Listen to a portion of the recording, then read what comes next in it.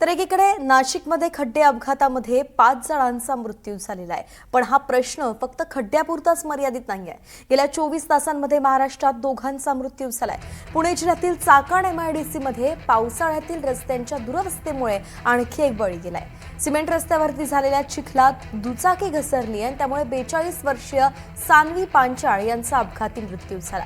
Duty संपवून घरी जात असताना त्या रस्त्यावरती पडल्या आणि मागून येणाऱ्या अवजड वाहनाच्या चाकाखाली आल्या आणि जागीच त्यांचा मृत्यू झाला।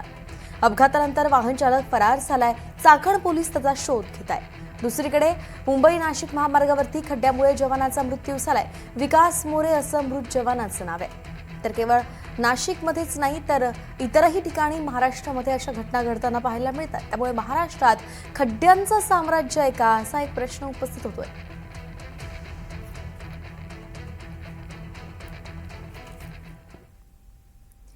मुंबई नाशिक महामार्गावरील खड्ड्यामध्ये बुलेट आदळली आणि ठाणे अग्निशमन दलातील TDRF जवान विकास मोरे यांचा दुर्दैवी अंत झाला।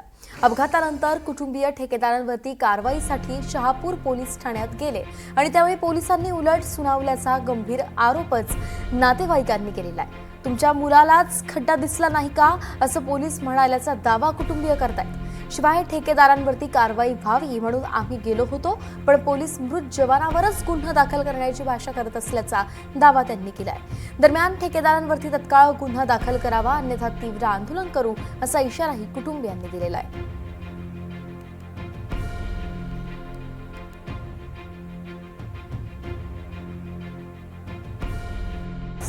तिथले police PI Kadam senior police आहेत, ते म्हणतात का मुलाची चुकी असेल, त्याला खड्डा दिसला नाही का, ते तक्रार घेण्यात टाळाटाळ करीत होते।